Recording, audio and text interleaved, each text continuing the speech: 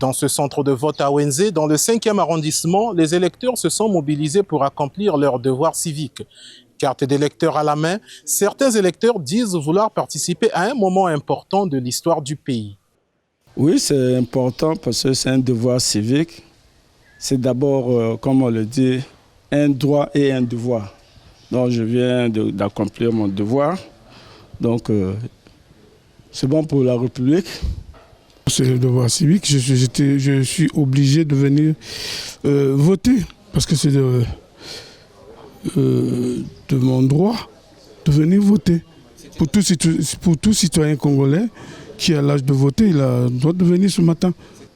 Pour moi, c'était très important parce que nous sommes là pour donner à notre père ce qu'il veut. C'est tout à fait normal. Nous sommes des citoyens congolais, donc nous devons seulement venir donner la voix à notre père. C'est tout à fait normal. Dans les salles de vote, les membres des bureaux s'assurent du respect des procédures, vérification des identités, émargement sur les listes électorales et dépôt du bulletin dans l'urne transparente. Selon les responsables du centre, toutes les dispositions ont été prises pour que le scrutin se déroule dans le calme et la transparence. D'abord, j'ai accompli mon devoir et c'est ce que j'ai dit au cours de la campagne. Chaque Congolaise, chaque Congolais doit comprendre que le droit de vote,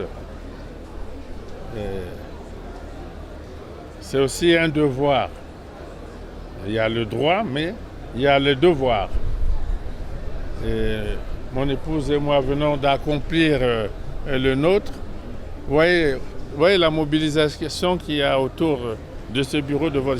J'espère que tous ceux qui sont là et qui ont leur carte d'électeur, qui ont le droit de voter maintenant, je crois qu'ils vont prendre d'assaut les bureaux de vote. À quelques kilomètres de là, dans le 7e arrondissement Filou, le candidat Joseph Kinyombi Kambongo a voté aux environs de 12 heures. Le président du parti La Chaîne a évoqué les conditions dans lesquelles s'est déroulée la campagne, jugée trop courte selon lui, tout en appelant les Congolais à exercer leur droit de vote. Nous sommes venus accomplir le devoir qui est le nôtre, c'est-à-dire d'apporter notre voix, essayer d'apporter le peu qu'on peut apporter pour que le processus électoral s'améliore, j'allais dire. Je constate simplement qu'il n'y a pas beaucoup d'affluence. Ce que nous crayons déjà par ailleurs, tout le monde d'ailleurs, à commencer par le président Sassou, qui avait déjà interpellé, appelé les Congolais à se lever pour venir voter.